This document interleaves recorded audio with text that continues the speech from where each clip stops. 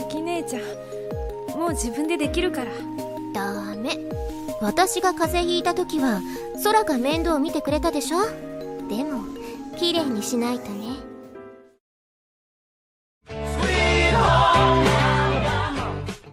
Source: Aki Sora.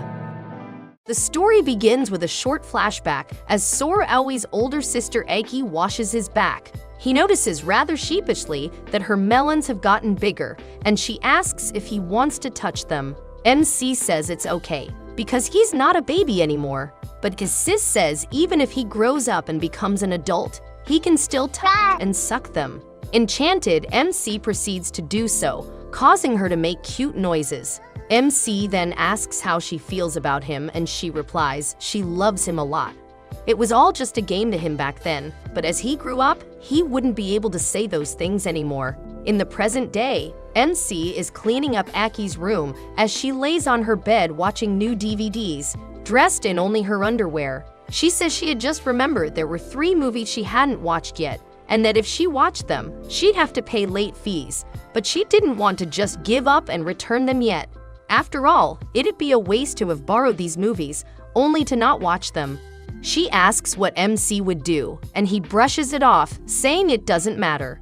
Aki complains that regardless of what she does, she loses. MC then catches sight of his sister's underwear in the mirror and instantly becomes quite bashful. Yes, it's an anime about love between a brother and his sister. And no, they are not step-siblings, so watch at your own discretion.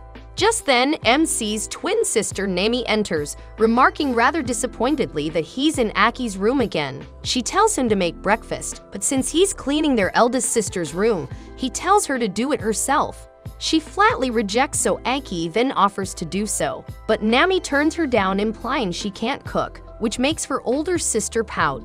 Nami says Aki hasn't properly made anything in her life, and Aki— Now, as Yume looked back on their past, she couldn't help but regret what had transpired.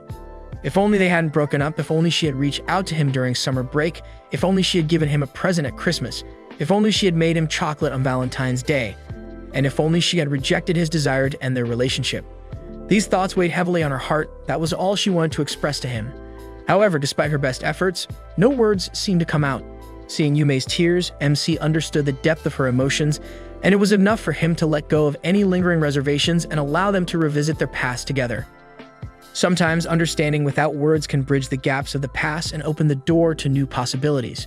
12 in the last episode, when they return to their hometown, Yume mistakenly thinks that Madoka is MC's first love when it is her.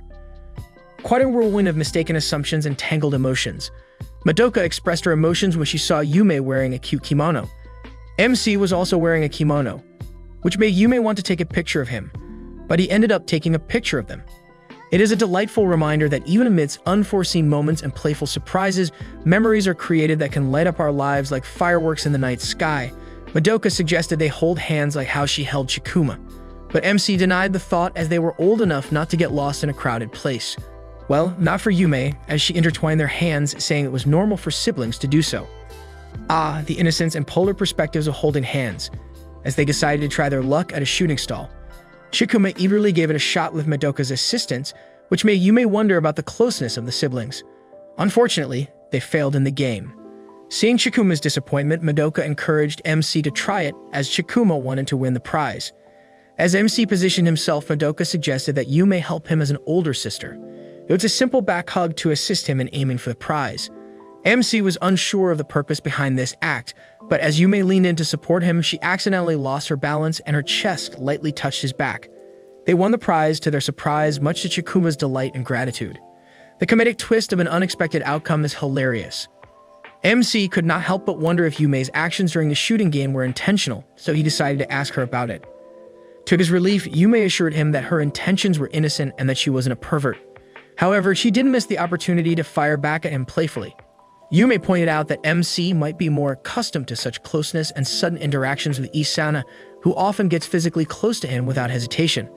The playful banter and friendly teasing that arise from moments of misinterpreted actions. Their family was noble, so someone could reserve a pot for them to view the fireworks. They were about to go there, but they noticed that MC was not there, so Yume decided to go and look for him. MC has felt a lack of genuine connection to the world around him for as long as he can remember. It seemed that whatever he did didn't truly resonate with him. He never intended to mimic the character of No Longer Human, but rather he found himself unable to relate to others fully and simply went through the motions of living. The praise and pity he received from people puzzled him, leaving an ever-expanding void within his heart. The only time MC truly felt in touch with his emotions was when he immersed himself in the world of words. The impact of reading his great-grandfather's book, Siberia's Dancing Girl, still lingers within him. Yume, too, shared a similar connection with the world of imagination. Initially, the relationship felt natural.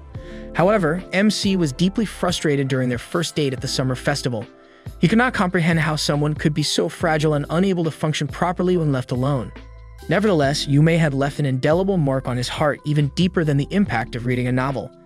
It is a testament to the mysterious power of human connection, where real-life experiences can have an emotional impact and depth that surpasses even the most profound literary works. When Yume finally found MC, they started reminiscing about their shared past, playfully teasing each other. Curiosity got the better of her, and she asked MC why he had agreed to date her. He responded that it was likely because of destiny. If he had met Isana before her, he probably wouldn't have entered a relationship with Yume. However, what mattered most was that it was her.